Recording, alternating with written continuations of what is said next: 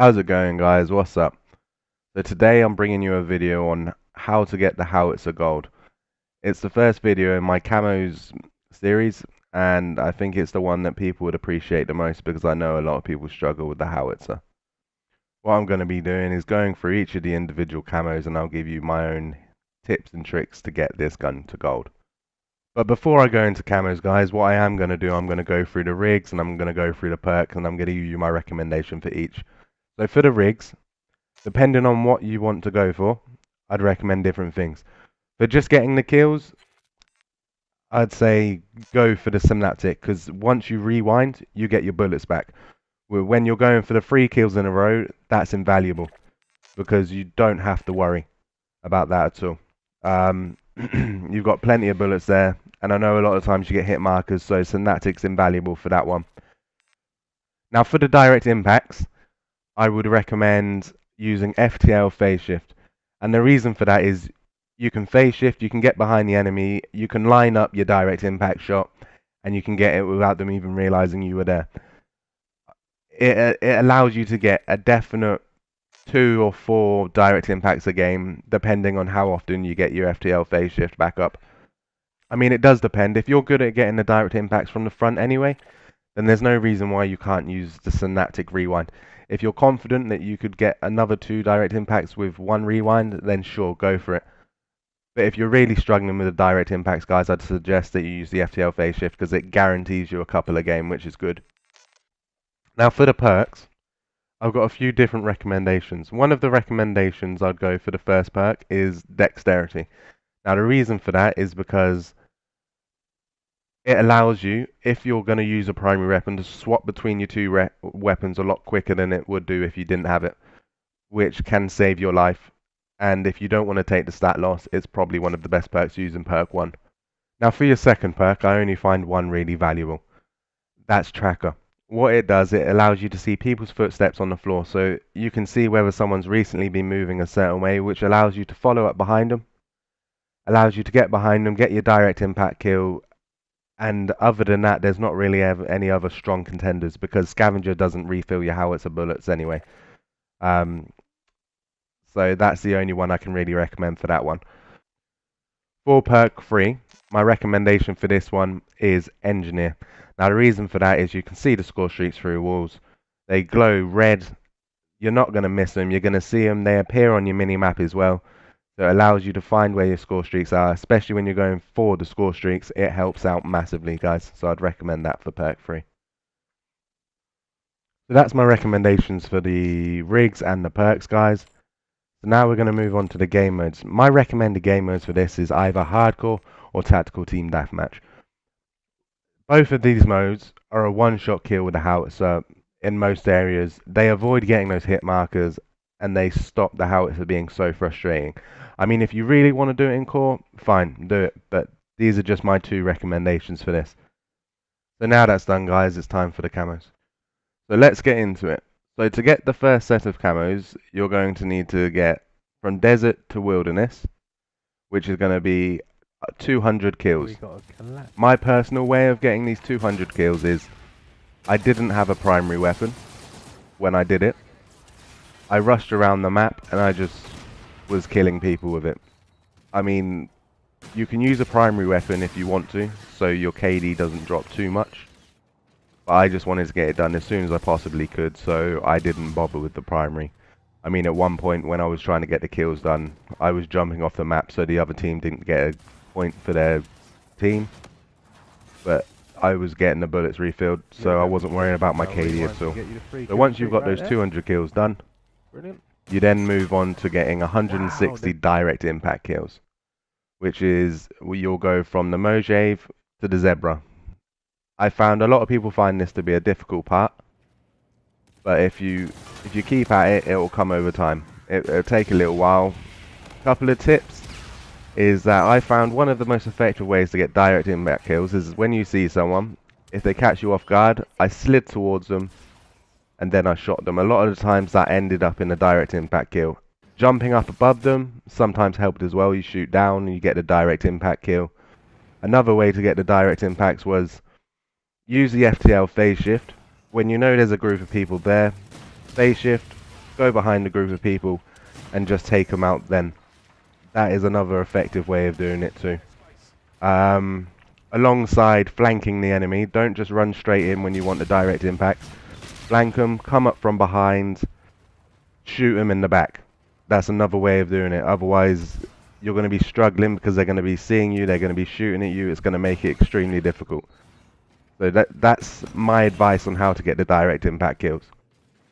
They should come over time anyway, but you will die a lot just trying to get direct impacts.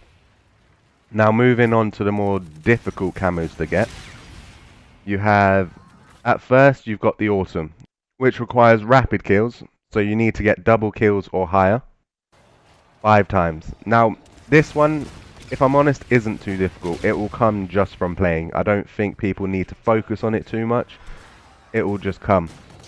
But maybe if you just want to get it done, don't focus on the direct impacts, just focus on just getting the kills in general. You're going to be dying trying to go for those direct impacts when you've got the first kill. So just focus on getting the kills, don't worry about getting those direct impacts for that one.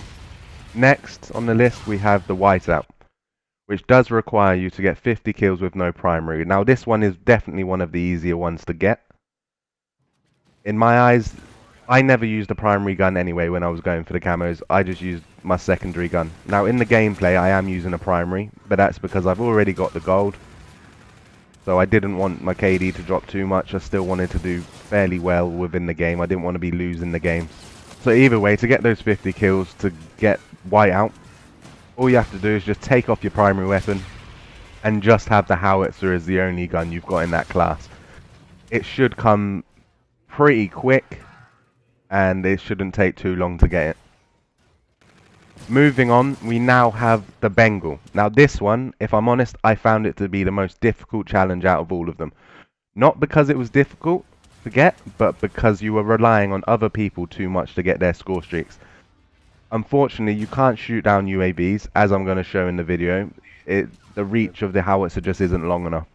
So you're relying on other people to get Scarabs, Vultures, and Shock Sentries. Unfortunately, they don't occur as much as people would like, and it's difficult relying on other people because Scarabs aren't used that much anyway. But one of the tips I will give you now is that if you are doing it this week, one of the best game modes to do it on is Drop Zone, which is currently live. Now, if you want to get this done, I would recommend getting it done now because it will make this challenge so much easier to do. Unfortunately, this game mode is only available till Friday. So if you're going to get that done, I would do it as soon as possible. I definitely consider this one to be the longest and the most tedious out of all of the Howitzer challenges, to be honest. So now with that one done, the next one we have to look at is Murdered Out, which is 30 long shots. Now, this isn't as bad as people think. I mean, when you're doing it, I think a lot of people expect medals to pop up to say long shot. When you're doing it, medals will not pop up. You won't know until after the game whether that was a long shot or not. But it's not that difficult to do. I think the range is shorter than the assault rifle range for long shots. There's certain parts of the map which obviously you've got the longer lanes. You can see further back than some maps. The best maps to do it, personally, I would say are Skydock. So you've got the middle lane. You've got the little house on one end. You can shoot over to the platform on the other side. That's a long shot. And then you can shoot on Skydock the side with the lane. You've got the one lane that has a rocket in the middle. That isn't the lane to get the long shots on. It's the other side, the one that's just a long corridor. You've got the little wall run on each end. And if you shoot from one side of that corridor to the other, then you should be getting quite a lot of long shots from that one anyway. Another one of the maps is Frontier. Now the middle lane, if you just shoot over the boxes at the other end, a lot of the times, especially if you're playing on hardcore, is you shoot from one end to the other, you'll find you'll be getting a lot of long shots from that as well. The other good map to do it on is Mayday, because on Mayday you've got the long corridor on one side of the map which you can see all the way to the other end. If you're shooting from one side of that to the other, you'll be getting long shots from that as well. I mean, the long shots, they're not as long as you'd think. So from a lot of places, a lot of the maps, just stay far away and just try to get those long shots. I mean, they're not as long as getting a long shot with any of the other guns. as far as I'm aware, in my personal opinion. It didn't seem like it anyway. So I think those will come in time. Once you go through them, you'll realise they're not as difficult as it seems. Now the last and final camo to do, which is Neon Tiger, is get 3 kills in a row without dying. Now this one isn't too difficult. I didn't find it too difficult personally. It's just a bit of a pain. I'd recommend you do it on hardcore or tactical team deathmatch like I recommended at the start of the video. You use Synaptic rig so you can refill your bullets, so you get 6 per life rather than the regular 3. And then you go for it that way. Be very cautious. You don't have to run around the map. I know a lot of times when I was doing it, I was camping in a corner. I was waiting for people to just walk past me, and then I was shooting them from behind. I didn't find it too difficult. It just came quite naturally while I was trying to do the score streak challenges. So yeah, don't worry about that one too much, guys. It's definitely not one of the most difficult ones to get. Now once you've got all these done, guys, you'll have gold. You'll finally have the Howitzer out of the way. The huge feeling of relief you have when you've done this gun is so nice. You know you've got the most difficult gun done, and that's that. If you like the video, guys, please subscribe. Please drop me a like on the video and drop me a comment down below telling me which gun you'd like me to do next. I know I mention this in every video, but guys, don't forget about that giveaway coming up soon, which I mentioned in my previous video. Cheers for the watch, and I hope you have a good day. See you later.